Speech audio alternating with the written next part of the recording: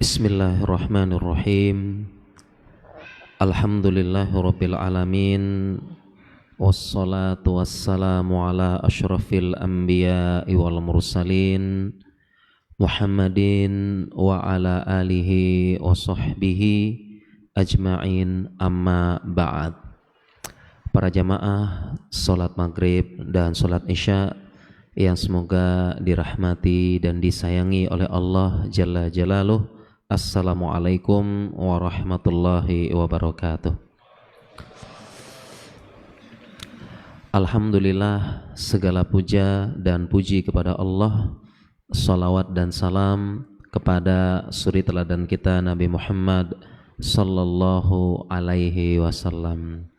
Para jamaah sekalian, tema kita di maghrib yang penuh berkah ini, orang sakit lebih bahagia daripada orang sehat. Ini mungkin judulnya membuat kita bertanya-tanya ya.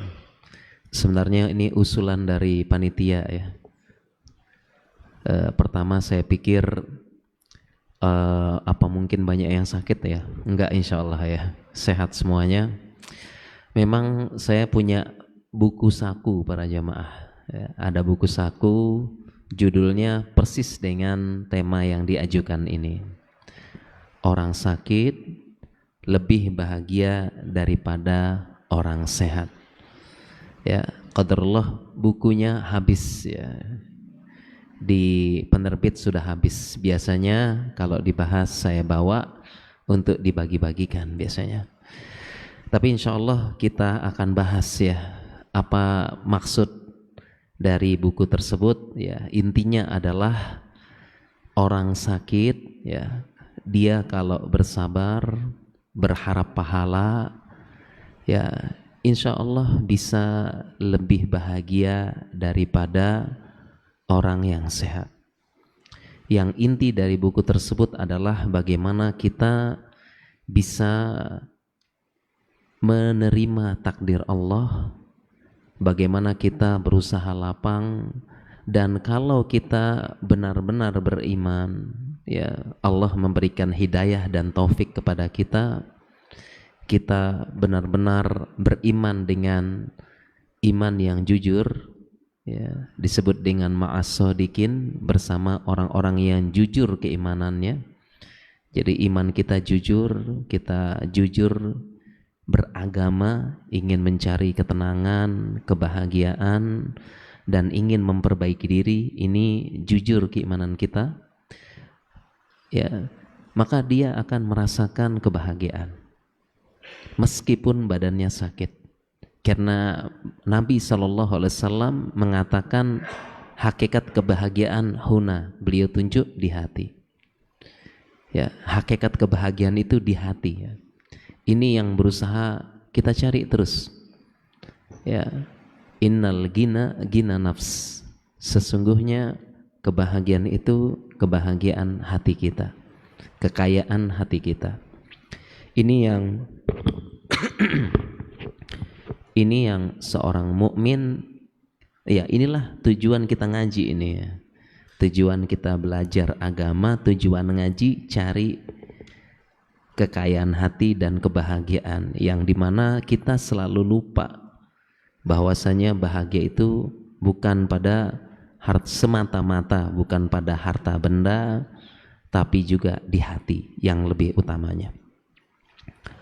Para jamaah sekalian, memang kalau kita bicara sakit itu adalah termasuk ujian ya, termasuk ujian. Kita bicara sakit ini ujian ya.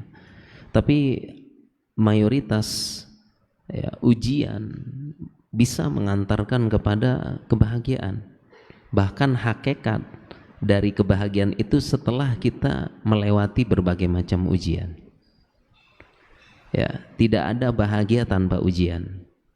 Ya, itulah kenapa makanya kita kapan kita benar-benar bisa makan nikmat ketika sedang lapar. Kapan kita benar-benar bisa merasakan nikmatnya minum kalau sedang haus banget. Pas buka puasa cuma masuk air putih, Masya Allah, nikmat. Ketika buka puasa atau sedang haus ya, nikmat mengalahkan minuman viral, kopi viral, nikmat. Kenapa? Karena kita sedang haus.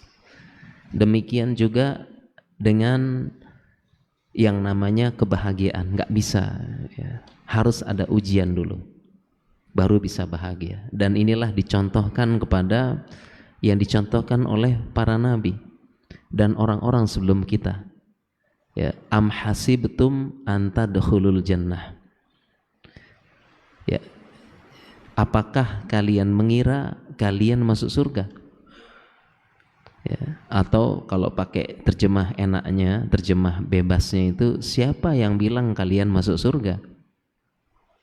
Am hasibtum an tadkhulul jannah walamma ya'tikum matalul ladzina khalau min qablikum, belum datang ujian kepada kalian sebagaimana ujian orang-orang sebelum kalian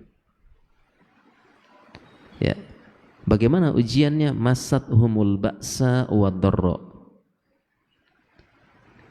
mereka ujian sebelum kita mereka masathumul ba'sa wad-dharra, mereka ditimpa yang namanya kesusahan, bahaya.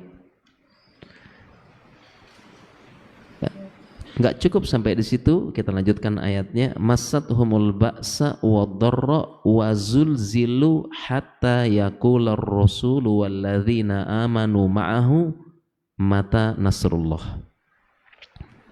Ala inna nasrullahi qarib. Jadi siapa yang bilang kamu masuk surga? Ya, siapa yang bilang kamu masuk surga? Belum datang ujian-ujian orang-orang sebelum kita. Dan ingat, tidak ada kebahagiaan sebelum ada ujian. Harus diuji dulu baru bahagia ya. Sedangkan kita maunya enak-enak saja ya, enggak, memang ya harus ada ujian, rasa capek, rasa lelah, baru kita bahagia. Bagaimana ujian orang sebelum kita? Masathumul ba's, ditimpa mereka ba's. Ba's ini kesusahan, kepayahan ya, kesusahan, kepayahan, ba's ya. Dan kita termasuk saya baru sampai level ini, susah dan payah. Karena ayat selanjutnya itu, dan ini menunjukkan level masathumul ba's wad-dharra, baru ditimpa bahaya, diberikan kesusahan yang dharra ini ya bahaya, ada unsur bahayanya. Kemudian tidak cukup sampai di sini, wazulzilu, diguncang-guncangkan ya. Jadi dikasih ujian bahaya, diguncang-guncangkan lagi. Ujian orang-orang sebelum kita ya, zulzilu, guncang ya, idza zulzilatil ardu zilzalaha. Enggak cukup sampai di situ, sampai hatta yakur rasulu walladzina amanu ma'ahu, dan puncaknya adalah sampai orang rasul dan orang yang beriman bersama rasul berkata, mata nasrullah, kira-kira kapan datang bantuan Allah ya. Sampai seperti itu. Dan mereka pun sangat yakin, meskipun mengatakan demikian, mereka yakin ala inna nasrullahi qarib ya, sesungguhnya bantuan Allah pasti itu dekat ya. Jadi itu orang-orang sebelum kita. Nah, sedangkan kita belum ada apa-apa, kebanyakan yang mengeluh. Penyakit itu adalah ujian. Kalau kita bicara tema kita, sakit termasuk ujian ya. Dan memang bisa jadi akan mengantarkan kepada kebahagiaan, baik dunia maupun akhirat. Itu hakikat ujian. Harus ujian dulu baru bahagia ya. Sekarang bagaimana bisa seseorang yang terkena penyakit bisa lebih bahagia daripada orang yang sehat. Kenapa bisa? Ya. Kenapa bisa orang yang sakit justru lebih bahagia? Bisa kalau dia meyakini, beriman kepada hari akhir. Tu'minuna billahi wal yaumil akhir. Ya, dua ayat yang sering kita dengar dalam Al-Quran, beriman kepada Allah, hari akhir. Bisa lebih bahagia. Ya. Contoh misalnya, ingat, asalkan dia beriman dan dia benar-benar jujur keimanannya. Kadang-kadang kita mengaku beriman tapi nggak jujur. Kadang kita mengaku hijrah tapi nggak jujur. Bukan ketenangan yang pengen kita cari, bukan perbaiki diri, dan bukan juga ridho Allah yang kita cari. Kadang-kadang kita hijrah beragama nggak jujur. Bagaimana bisa?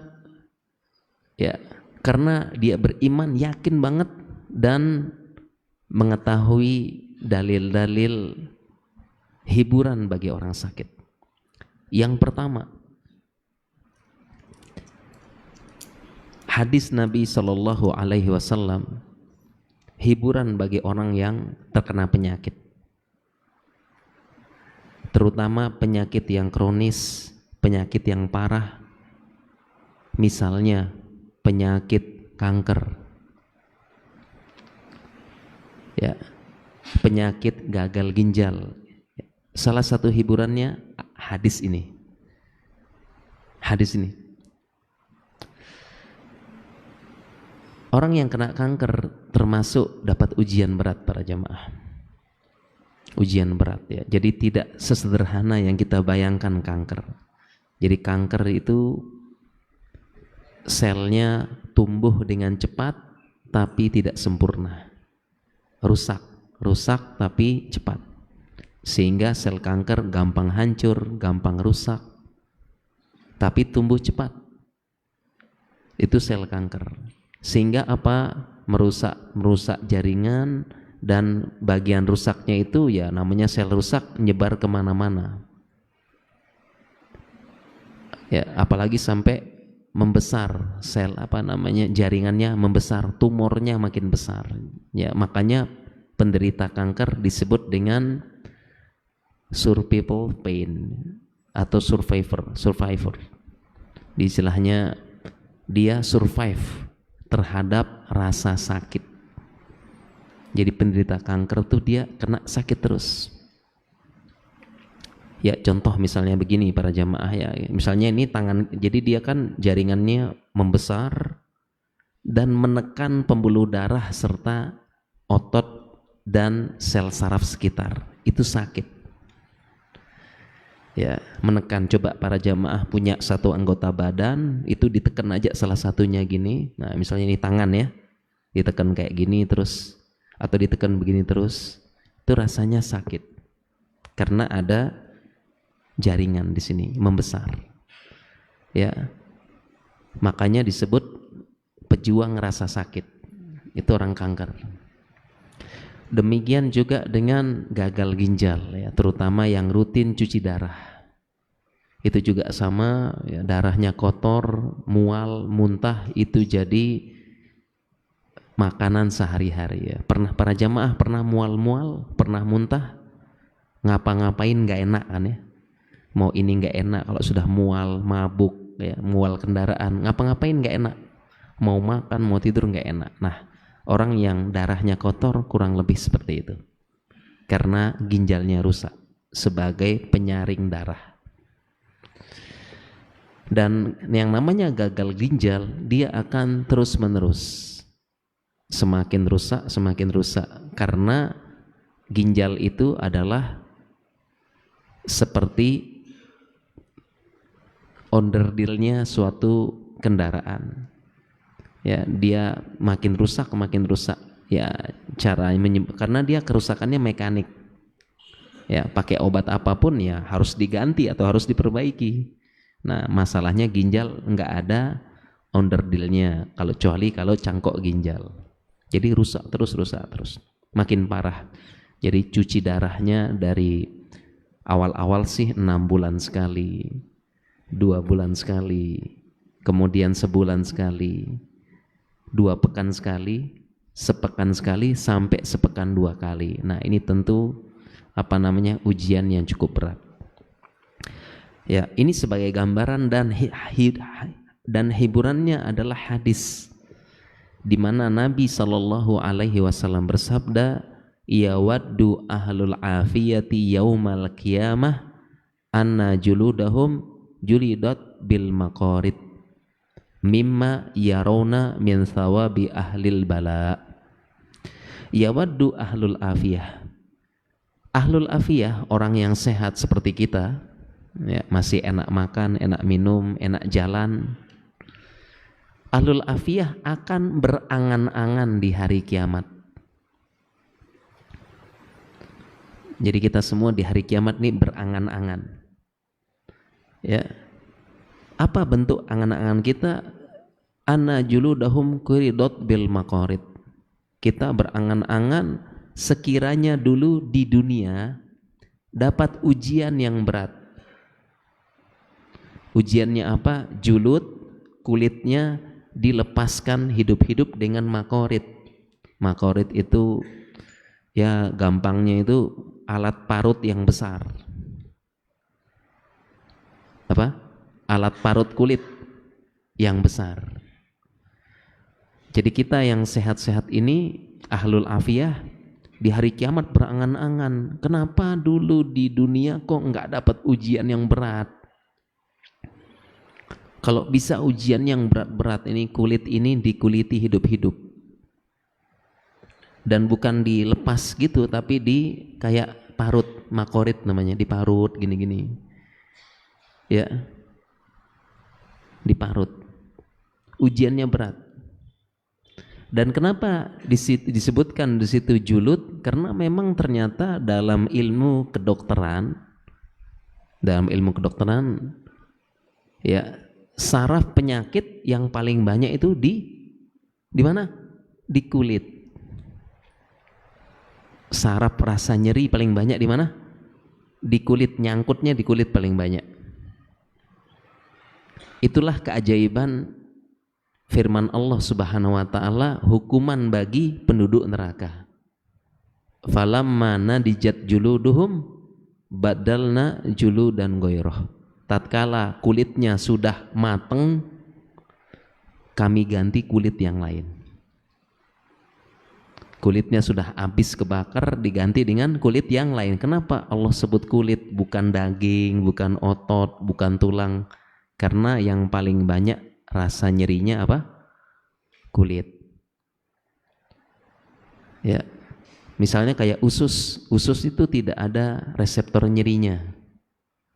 Usus yang ada di lambung kalau sakit mah ya. Tapi kalau usus nggak ada. Makanya kalau ada orang usus dipotong-potong nggak sakit. Nggak sakit ya. Jadi berangan-angan kulit dikuliti hidup-hidup. Kenapa? Mimma yarona min sawabi ahlil bala. Karena kita semua yang sehat-sehat ini melihat orang ahlul bala yang dapat ujian dikasih pahala di hari kiamat. Ahlul bala dikasih sama Allah pahala di hari kiamat. Tes dikasih. Kemudian kita yang sehat-sehat. Dan ahlul afiyah terjemahnya bukan orang sehat saja, tapi orang yang selamat badannya, selamat jiwa raganya, namanya ahlul afiyah.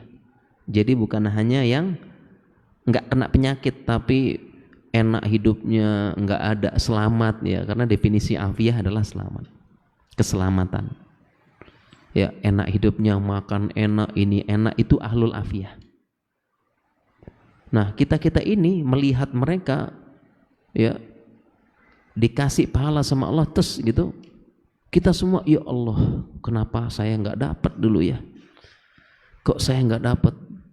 Bahkan di situ berangan-angan dapat ujian yang berat deh. Kayak gitu. Kita berangan-angan. Ya. Dan sebagian lagi kalau asalkan benar-benar bersabar. Ya. Karena lalu bagaimana emang besar pahalanya sampai kita berangan-angan? Besar pahalanya adalah sebagaimana firman Allah, innama yuwaffas sabiruna ajrohum bighairi hisab. Sesungguhnya Allah memberikan balasan bagi yang bersabar tanpa batas. Di hari kiamat kita semua sangat butuh yang namanya pahala. Ya, sangat yang menentukan neraka surga di hari kiamat sudah nafsi-nafsi, nggak peduli siapa. Yang lain-lain sangat butuh pahala, tiba-tiba lihat orang dikasih pahala, semua berangan-angan. Nah, ini sehingga ini hiburan bagi yang seperti tadi ya, punya penyakit berat, penyakit kronis, atau mendapatkan ujian berat dalam hidupnya. Ya, nanti kalian semua pengen seperti saya di hari kiamat. Jadi kadang-kadang kalau kita datang menjenguk orang sakit ya, menjenguk teman kita yang kena kanker ya, ntar hiburannya kalian semua nanti pengen seperti saya di hari kiamat. Mudahan saya bersabar, kalian semua nanti pengen seperti saya. Ini yang pertama, dia bisa lebih bahagia. Yang kedua, kenapa orang sakit seperti tadi, kanker, sakit gagal ginjal dan yang lain-lain, atau orang yang secara umum mendapat ujian bertubi-tubi dalam hidupnya, ya, dia bisa lebih bahagia. Kenapa? Karena bisa jadi bahkan husnuzonnya dia wafat menghadap Allah tanpa dosa sama sekali. Dari mana informasi ini? Dari hadis Nabi SAW. Beliau bersabda, ma yusibul mu'min min wasabin wala nasabin wala saqamin wala huznin wala hammin yahumuhu illa kafarallahu bihi min sayyiatihi. Tidaklah seorang mukmin ditimpa sakit, penyakit, penderitaan, kesedihan, kegundahan, kecuali Allah hapuskan semua dosa-dosanya. Ya, tadi orang yang kena sakit kanker, penyakit ini semua kena. Semuanya sakit, lelah, gundah, ya. Kapan sembuh dan sebagainya. Tapi kemudian bersabar, dihapuskan dosanya. Di riwayat yang lain, ma yazalul bala'u bil mu'minin wal mu'minah fi jasadihi wa malihi wa waladihi hatta yalqallah wa ma alaihil khati'ah. Ya, yang namanya ujian akan senantiasa menimpa seorang mukmin, baik itu di jasadnya, di hartanya, pada anak-anaknya, sampai kapan? Hatta yalqallah wa ma alaihil khati'ah, sampai dia berjumpa Allah nggak punya dosa sama sekali. Berjumpa dengan Allah nggak punya dosa. Nah, orang yang punya penyakit yang berat tadi ya, kanker, penyakit mungkin infeksi paru-paru berat, gagal ginjal, atau orang yang hidupnya kena ujian bertubi-tubi. Kan ada yang, ini kok ujian saya datang bertubi-tubi, suami begini, anak begini, mertua begini. Ya, kalau kita husnuzon, berjumpa Allah tanpa dosa sama sekali. Sehingga orang yang kena kanker misalnya ya, tadi kanker kan disebut dengan pain survivor. Dia survive dengan rasa sakit. Dia terus kena sakit terus dan tidak berkurang, terus menerus. Bisa jadi kalau dia bersabar, rasa sakit terakhir yang mengantar kematiannya, itulah dosa terakhir yang dihapuskan.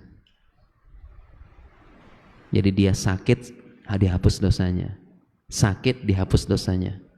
Merasa nyeri, dihapus dosanya. Sampai rasa nyeri terakhir, itu juga dosa terakhir yang dihapus. Berjumpa dengan Allah tanpa dosa sama sekali. Ya. Justru yang seperti ini lebih bahagia. Dia punya potensi berjumpa dengan Allah tanpa dosa sama sekali. Sedangkan kita para jamaah, kita banyak dosanya. Justru yang sehat ini yang bahaya. Makanya tadi kalau kita bilang kasihan, lebih kasihan kita sebenarnya jamaah. Ya. Lebih kasihan kita yang sehat-sehat ini dibanding yang sakit tadi, kena kanker, kena apa. Dia bisa berharap nanti jumpa sama Allah nggak ada dosa. Ya. Sedangkan kita belum tentu jamaah. Ya. Kita bisa jadi walaupun berharap tidak ya. Bisa jadi yang sehat-sehat jumpa dengan Allah bawa banyak dosa. Bahkan yang kita yang sehat-sehat ini lalai. Bahkan ada yang berjumpa dengan Allah dalam keadaan bermaksiat, waliyazubillah. Ya kan? Kita penghapus dosa kita apa jemaah? Kadang lalai. Bisa jadi justru yang sehat-sehat lebih berpotensi ketemu Allah bawa dosa. Bawa keburukan-keburukan. Makanya ya yang sakit bisa lebih bahagianya, lebih bahagia. Ya, ini kalau kita mau renungkan. Ya. Kemudian poin selanjutnya, ya.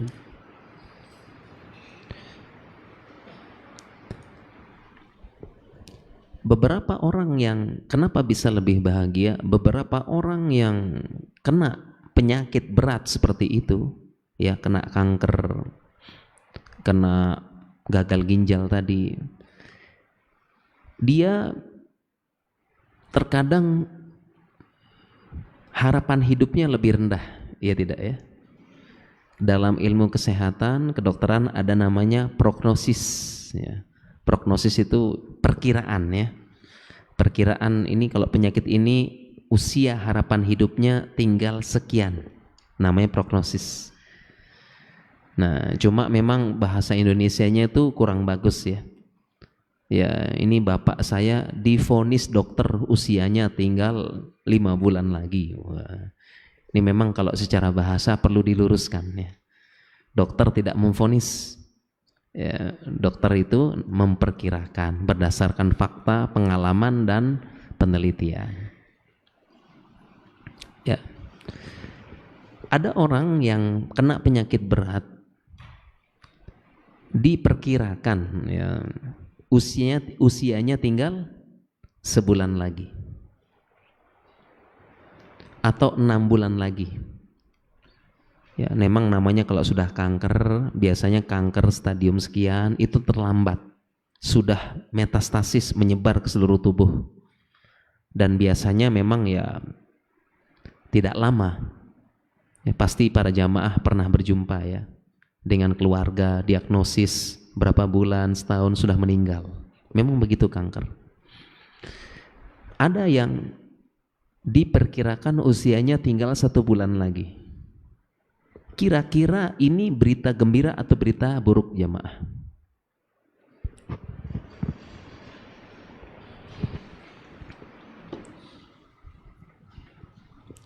Kalau usia tinggal 1 bulan lagi, berita gembira atau berita buruk? Nah, bagi kita secara zahir berita buruk. Ya, berita buruk. Ya, bagi manusia secara umum berita buruk. Kenapa? Karena masa depan langsung hancur. Ya, kemudian asa dan harapan langsung hilang. Udah, kita ngapain lagi? Sebentar lagi mati. Berita buruk. Tapi kalau orang yang beriman kembali, beriman kepada Allah dan hari akhir, Berita ini merupakan berita gembira dan kebahagiaan. Usia diperkirakan 1 bulan lagi. Bahagia dan kabar gembira. Asalkan ingat keimanannya jujur. Kenapa demikian?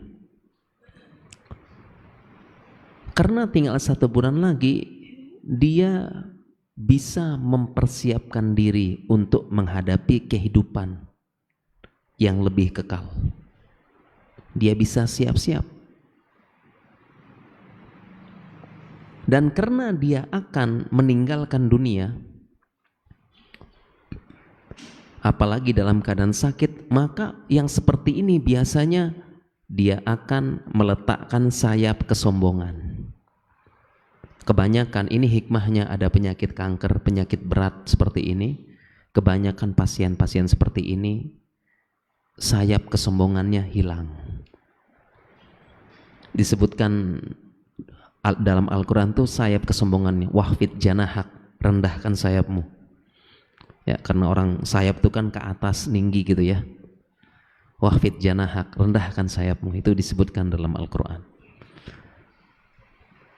Dan kebanyakan kita jumpai orang yang dapat informasi seperti ini, mungkin shock di awal, namanya manusia, wajar. Tapi lama-lama dia mulai meletakkan sayap kesombongan. Dia nggak sombong lagi, nggak gengsi dan sebagainya. Dan dia kalau beriman kepada hari akhir, dia akan persiapkan dalam waktu 1 bulan ini untuk kehidupan yang kekal dan selama-lamanya. Dia siapkan semuanya. Dan beberapa orang seperti itu saya jumpai. Maka ketika dia tahu, dia mukmin, muslim, beriman kepada hari akhir, kehidupan yang selama-lamanya. Makanya disebutkan dalam Al-Quran, atas tabdiluna alladhi huwa adna billadzi huwa khair. Apakah kalian hendak menukar sesuatu yang tinggi dengan sangat rendah? Jadi bagaimana mungkin kita tukar yang selama-lamanya dengan 60 tahun? 1000 tahun aja nggak bisa. Maka dia persiapkan nih sebulan lagi untuk kehidupan yang sesungguhnya. Dia letakkan sayap kesombongan. Yang dilakukan apa? Pertama, ya, dia akan melakukan perpisahan yang indah. Dia udah nggak gengsi lagi, maka dia hubungi orang-orang. Dia hubungi orang-orang dan manusia. Apa yang dilakukan? Minta maaf. Dia minta maaf, dia hubungi teman, saudara. Ya, saya kalau ada salah minta maaf. Kalau ada yang tidak berkenan, ya tolong hubungi saya. Ya, saya minta maaf ya. Sebentar lagi saya meninggalkan dunia. Dia minta maaf. Ada hutang, ada apa, dia berusaha selesaikan. Dia minta maaf. Ya. Jadi dia berusaha sebelum meninggalkan dunia tidak punya konflik sama sekali. Tidak punya konflik, tidak punya masalah muamalah yang jadi urusan di akhirat. Dia siapkan. Ada berapa orang saya tahu seperti ini. Justru jadi kabar gembira. Dia hubungi semua yang pernah dia konflik. Dia bilang, saya minta maaf. Sebentar lagi saya tidak lama lagi di dunia. Saya minta maaf, mohon dimaafkan, mohon diikhlaskan. Dia hubungi semuanya. Bukan hanya itu, dia pun memaafkan orang-orang yang menzolimi dia. Yang menzolimi dia, dia maafkan. Yang punya hutang sama dia, dia putihkan. Kamu punya utang sama saya putihkan semuanya, nggak usah dibayar. Doakan saja. Ya. Makanya benar-benar meletakkan sayap kesombongan, merendahkan sayap kesombongan. Dan juga buat apa uang? Buat apa dia tagih-tagih utang tersebut? Dia mau tinggalkan. Maka dia yang pernah menzolimi dia maafkan tanpa perlu minta maaf. Orang tersebut nggak usah minta maaf, saya maafkan. Ngapain juga? Saya mau tinggalkan. Yang punya utang saya lunasi. Justru dia menjadi berbesar hati. Dia persiapkan. Jadi dia selesaikan masalah dunia, konflik, selesai. Begitu juga dalam waktu 1 bulan, maka dia gunakan untuk mendekatkan diri kepada Allah. Dia perbanyak sedekah. Karena buat apa hartanya? Dia siapkan bangun masjid. Ya, dia cukupkan juga harta untuk anak cucunya yang ditinggalkan. Tapi sebagiannya mungkin mobilnya dia, barang-barang antik, barang koleksi, apalagi tuh barang-barang gamenya, robotnya, Spiderman-nya mungkin dijual, iya kan? Koleksi-koleksi dia dijual, disumbangkan untuk nama Allah, bangun masjid, untuk amal jariah sebulan lagi. Dia gunakan untuk itu dalam waktu sebulan. Dalam waktu sebulan dia gunakan sholat malam, dia gunakan untuk mempersiapkan diri sebentar lagi. Ya. Sehingga dia jadi orang yang hatinya lapang. Tidak punya dendam, tidak punya konflik, tidak punya beban-beban urusan dunia. Dan mayoritas orang mereka saya jumpai seperti itu. Jadi demikian juga kesombongannya hilang. Kalau ngomong sudah tidak tinggi lagi, ngomongnya sudah pelan, ngomongnya sudah tidak naik nadanya. Ya gitu, pasien yang kena kanker, kena penyakit-penyakit gini sekarang ngomongnya pelan-pelan. Seperti itu. Ya, ada kisah nyata mungkin para jamaah baca, miliarder di Australia, Muslim, pas kena kanker mayoritas hartanya dihabiskan. Ada kisahnya. Sekarang sudah wafat beliau, rahimahullah. Ada kisahnya. Dan seperti ini banyak. Miliarder dihabiskan untuk ini, untuk bantu kaum muslimin apa dan sebagainya. Ya. Dan makin banyak orang yang kirim doa sama dia.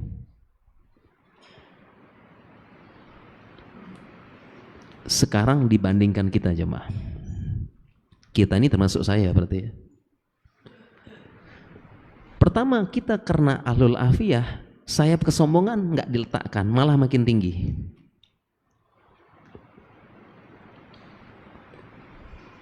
Ya, kita yang sehat ini mau minta maaf gengsi, padahal kita yang salah. Kemudian ada yang menzolimi kita, kita yang sehat ini ngomongnya apa? Awas ya, di akhirat saya tunggu. Mungkin di dunia ikhlas, di dunia mungkin kamu bisa lolos, saya tunggu di akhirat. Kita ya, saya nggak ridho, pokoknya di akhirat nanti ya. Kita yang sehat ngomongnya gitu. Padahal urusan di akhirat ini jangan diperpanjang. Kalau bisa selesai cepat, lolos masuk surga lebih cepat. Kan gitu. Ya. Kadang-kadang kita justru pakai itu ya. Emang dizolimi nih, ya Allah. Ya udahlah, di akhirat aja kita tuntut. Kan gitu nih, mentang-mentang sehat gitu. Kita begitu. Padahal nuntut di akhirat itu urusannya berat lagi jemaah. Menuntut di akhirat. Kalau saya sih ya udahlah, langsung lolos, selesai. Lolos langsung dah. Berat masalah menuntut di akhirat berat. Sama kayak kita di dunia, meskipun benar, yakin menang, ribet nggak urusan di pengadilan? Nah, ribet nggak? Ribet. Meskipun menang, buktinya dukung kita, ribet. Tetap ribet. Ya, itu kita yang sehat. Ya, kadang kita sering begitu. Ya, udah nanti kita tuntut di akhirat saja gitu kan. Ya. Kemudian kita yang sehat ini justru lalai. Ya, kalau tadi dia persiapkan diri, persiapkan apa untuk sebentar lagi, sebulan lagi. Kalau kita nih nggak tahu nih, malah nggak jelas kapan mati ya, dalam tanda kutip ya, tidak tahu ya kapan kita mati. Bi air ardin tamut, di mana kita mati disebutkan dalam Al-Quran. Justru inilah faktor lalai kita. Ya, bisa jadi kita waliyauzubillah, jangan ya. Ada yang ya dia wafat dalam keadaan maksiat dan dosa karena sehat. Sehingga para jamaah, kalau kita dapat berita hidup kita sebulan lagi, kabar gembira atau kabar sedih jamaah? Ya, kabar gembira atau kabar sedih? Ya.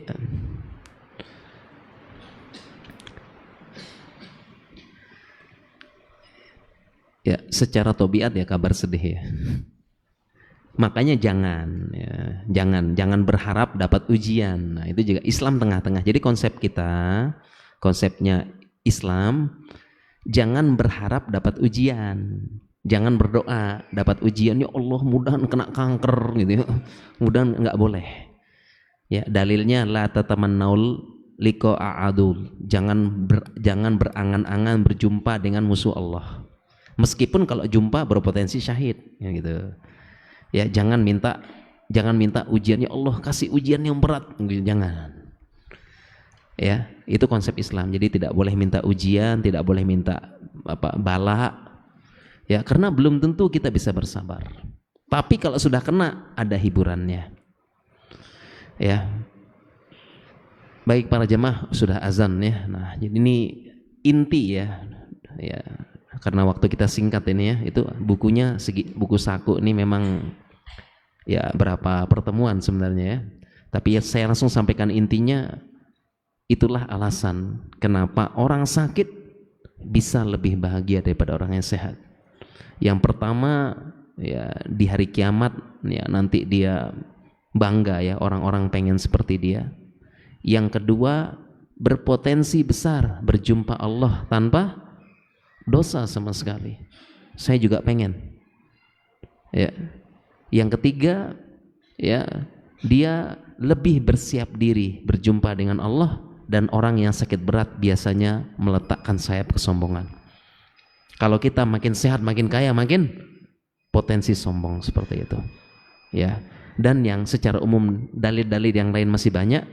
Contohnya adalah innallaha idza ahabba qauman ibtalah. Sesungguhnya Allah jika mencintai seseorang, Allah kasih ujian. Kalau Allah cinta itu Allah kasih ujian. Contoh dan dalil yang lain-lainnya. Baik para jamaah sekalian, ya, kita cukupkan ya. Mudah-mudahan yang sehat tetap sehat. Ya, karena kita diperintahkan Nabi minta kesehatan, sallallahu al-afiyah. Mintalah kesehatan, memang kita minta. Ya, tidak boleh minta penyakit, tetapi kalau kita dikasih penyakit, nah itulah takdir Allah lebih baik bagi yang beriman dan imannya jujur, wa kunu ma'as shodiqin.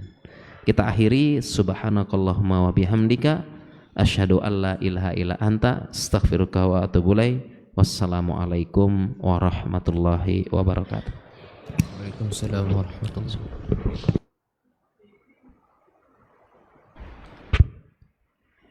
Bismillah. Ya, baik.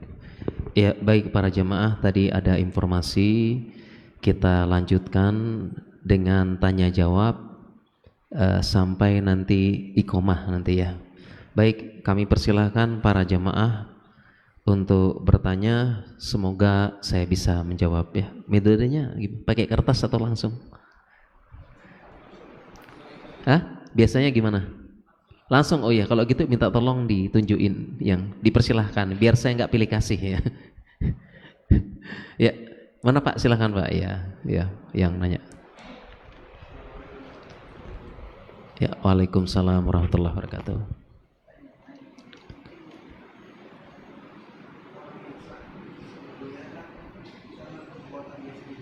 Iya.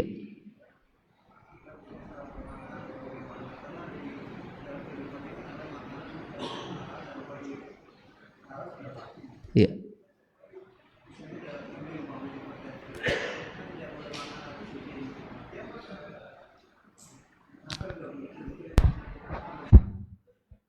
Tes. Iya. Terima kasih.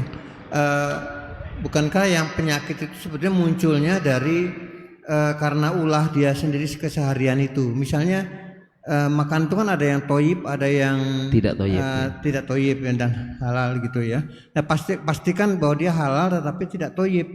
Misalnya penderita darah tinggi tidak boleh makan ABCD. ya. Kanker misalnya penyebabnya karena karsinogen terlebih banyak, misalnya tidak boleh makan sate dan bakar-bakar lainnya. Nah itu muncul penyebab kanker itu, penyebab darah tinggi. Nah itu sudah perbuatan dosa sebetulnya Pak Ustadz. Nah tapi kita justru dengan kejadian itu malah kita rasa ditenangkan bahwa oh nanti diampuni segala dosa terakhir itu, diampuni ya. Gitu. Nah itu bagaimana? Karena agak bertentangan menurut saya begitu ya. Baik. Baik, terima kasih. Wassalamualaikum warahmatullahi wabarakatuh. Waalaikumsalam warahmatullahi wabarakatuh. Iya, baik ya.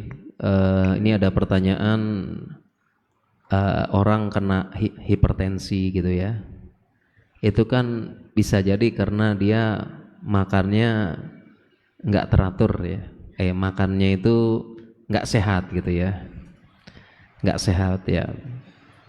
Pola makan kalau hipertensi sih biasanya karena garamnya tinggi ya, garam tinggi sama kolesterol tinggi gitu, bisa hipertensi. Nah ini kan termasuk dosa gitu ya, makan makanan yang jelek dan sebagainya seperti itu, termasuk lalai ya. Tapi kemudian nanti kalau sudah kena penyakit ya kok lebih bahagia gitu ya, kan salah sendiri ya.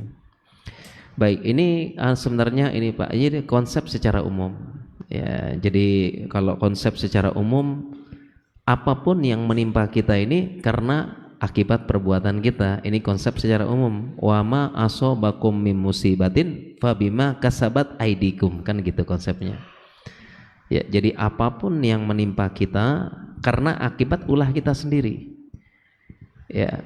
Jadi apapun itu karena ulah, termasuk tadi hipertensi, diabetes, bahkan gagal ginjal juga karena makanannya kan yang memberatkan ginjal semuanya, ya kan? Itu memang akibat perbuatan kita sendiri, memang benar. Ya, kenapa Allah berkata demikian, berfirman demikian supaya kita itu nggak nyari kambing hitam sana sini, cukup kita memperbaiki diri sendiri kan gitu. Makanya wabima kasabat aidikum sebabnya. Nah itu suatu konsep kejadian.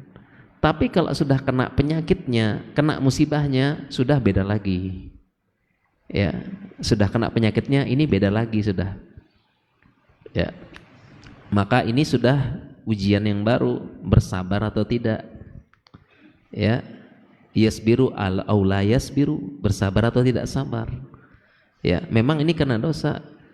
Karena ini demikian juga ya, kalau kita bicara kanker, penyakit-penyakit itu memang ya karena kesalahan pola hidup yang tidak baik. Kanker bisa jadi juga banyak makanan yang dia itu karsinogennya tinggi ya, penyebab kanker. Gagal ginjal ya karena memang makanan yang memberikan beban ginjal berat.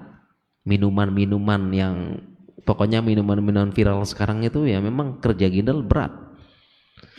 Kalau kuliner pesannya pasti minuman apa, nggak minum air putih ya, air seperti ini. Jadi beban ginjal berat untuk menyaring, lama-lama rusak kan gitu. Nah jadi memang ya itu kesalahan kita semua. Tapi ketika Allah takdirkan sakit beda lagi ya. Jadi bukan artinya ya sudahlah sakit aja lah ya. Saya makan yang ngawur aja, makan yang ini supaya sakit, nanti sakit kan lebih bahagia gitu. Tadi kan ingat ya, tidak boleh minta penyakit, tidak boleh minta ujian, ya tidak boleh minta musibah, tidak boleh walatulku aidikum ila tahlukah. Dalilnya janganlah menjerumuskan diri kalian dalam kebinasaan.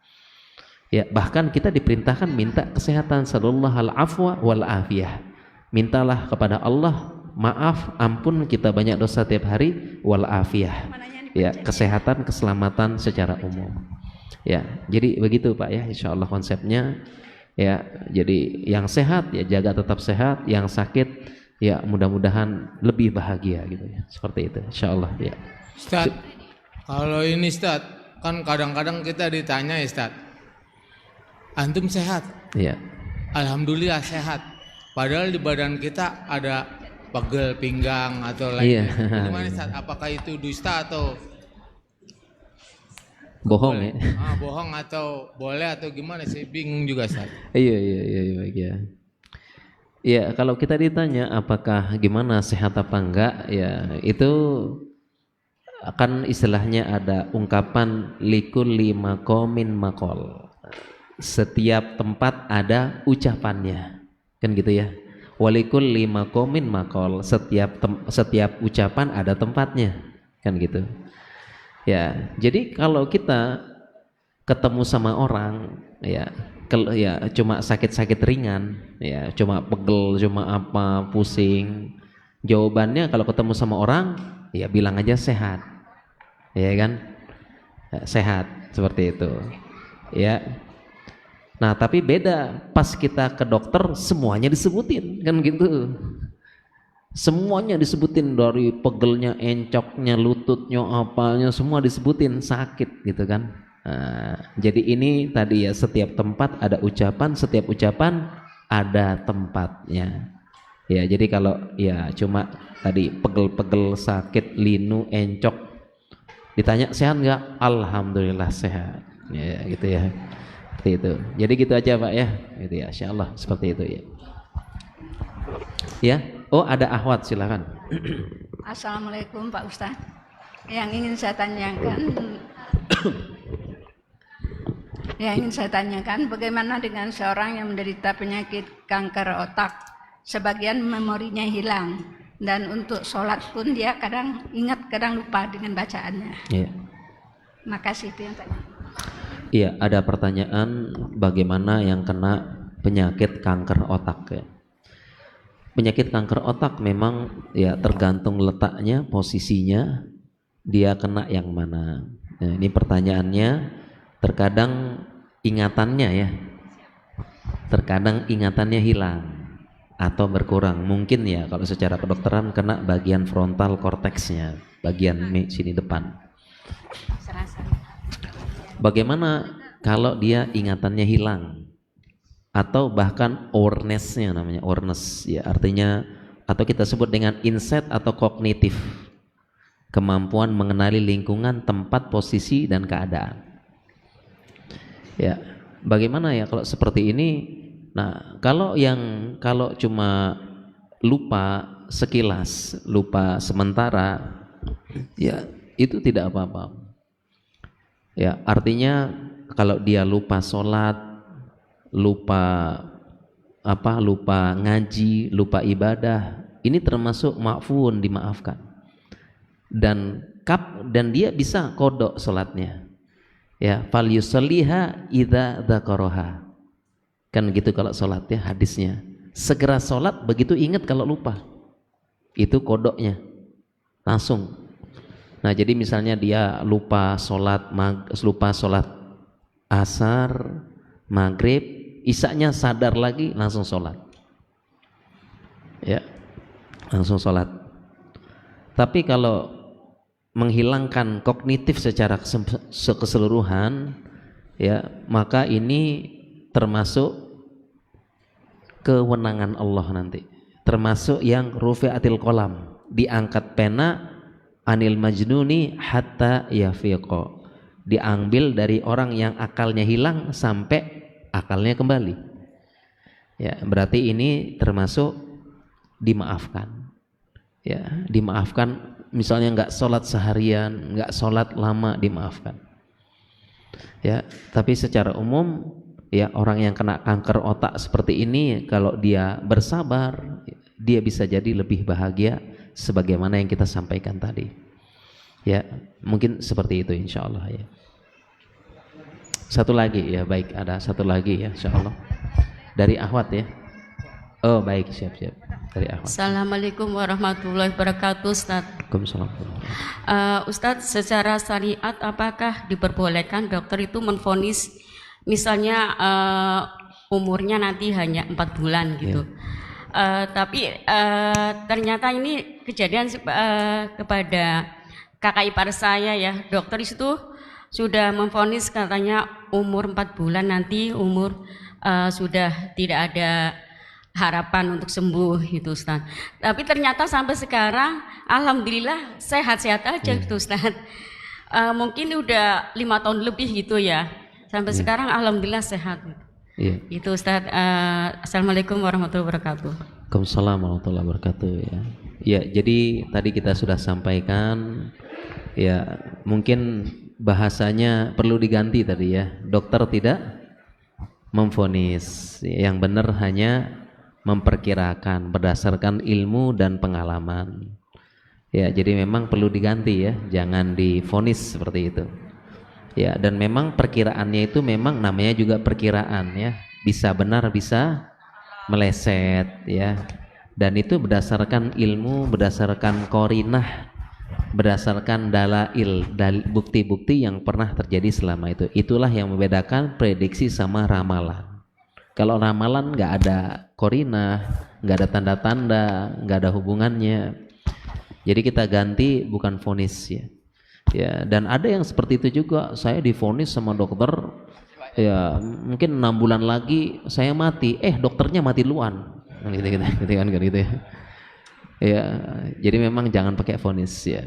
Atau ada dokter yang memvonis ya, Pak umurnya tinggal 10 Pak.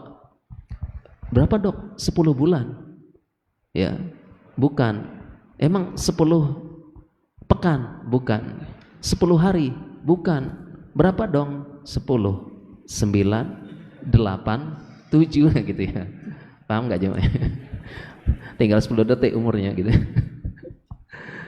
Ya, jadi kita perlu ganti ya. Tadi kita sampaikan ya, memang ya diganti, tidak ada dokter yang memvonis ya, hanya memperkirakan seperti itu ya.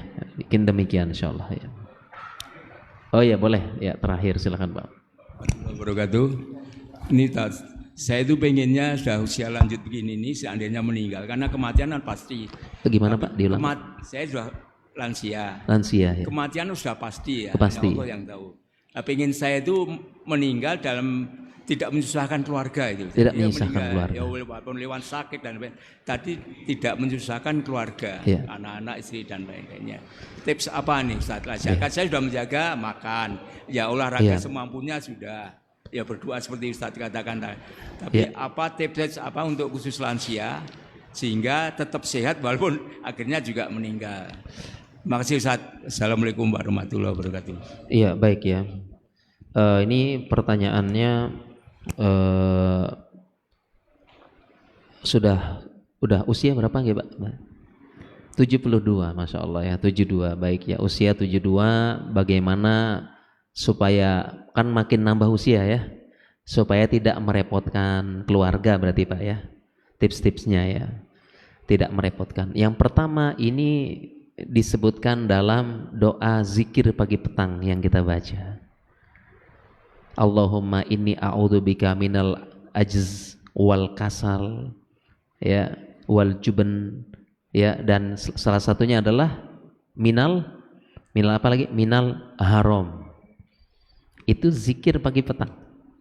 Berlindung dari kelemahan, rasa takut ya, kemudian juga rasa pelit, bukhel ya, dan berlindung dari haram Pak. Itu coba lihat zikir pagi petang ya, ada berlindung dari haram ya, pakai ha Pak, bukan pakai ha. Kalau haram tuh pakai ha, haram, ha gitu ya. Ini pakai haram ya, haram. Apa haram itu?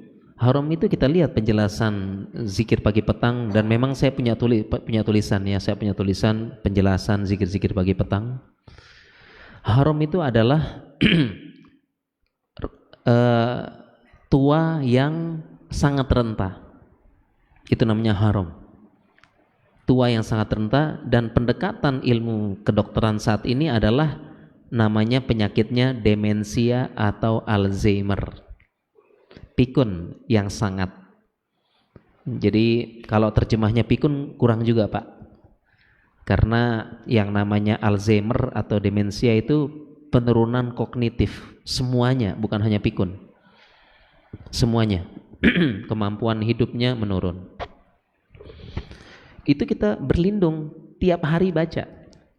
berlindung semoga tua itu jangan kena haram Alzheimer, demensia.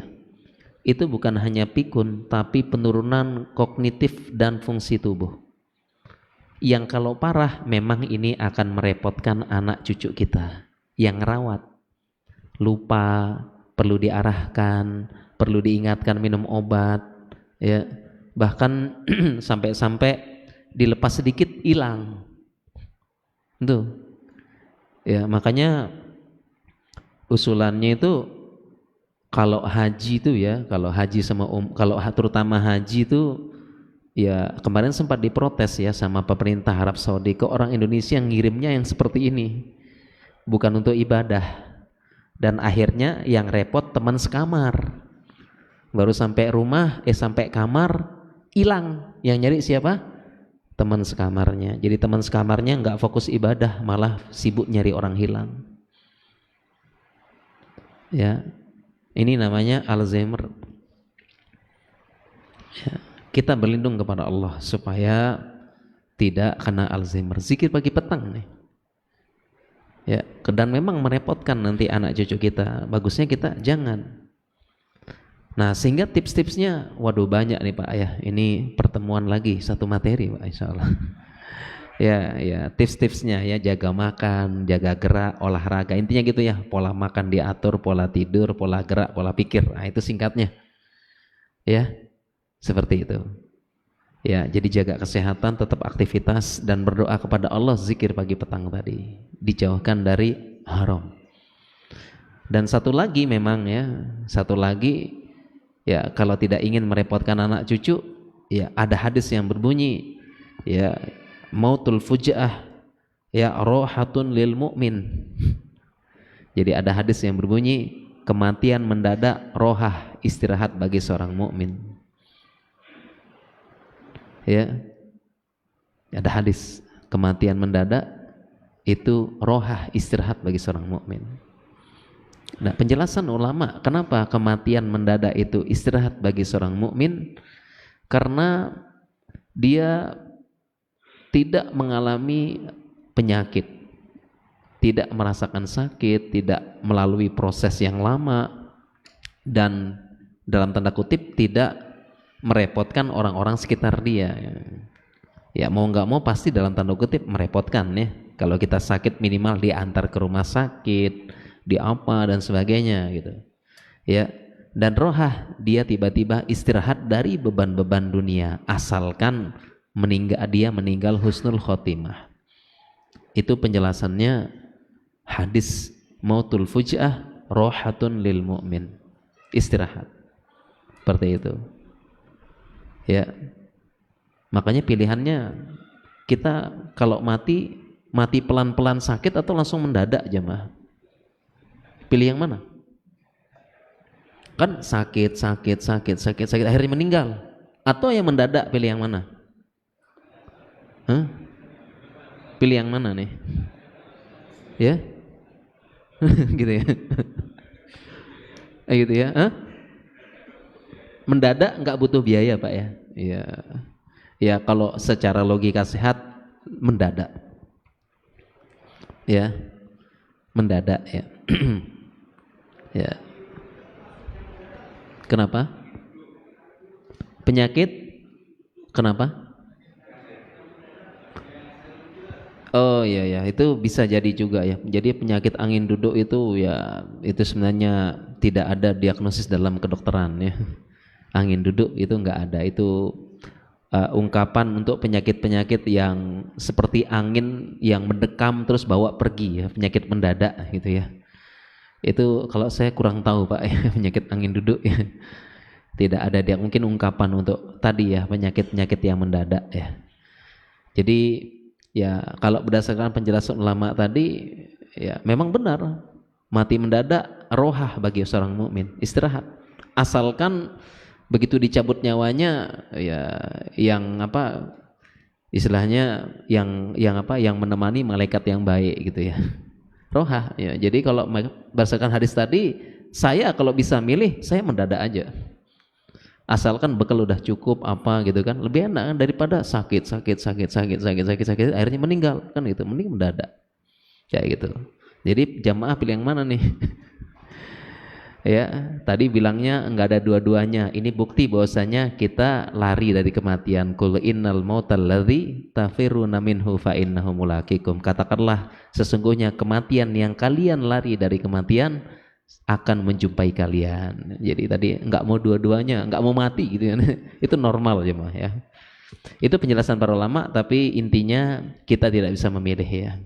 Kita siap-siap saja, tapi ya misalnya kalau sudah tua, sudah apa, kalau bisa milih bahasa hadis tadi, saya pilih yang mendadak. Tapi begitu mendadaknya langsung disambut oleh malaikat yang baik-baik kan gitu. Daripada sakit pelan-pelan ya, dianterin anak ke rumah sakit, dianterin ini, mending dia fokus kehidupan, saya juga bisa tenang gitu. Seperti itu ya, insyaallah ya. Baik, cukup ya para jemaah sekalian ya.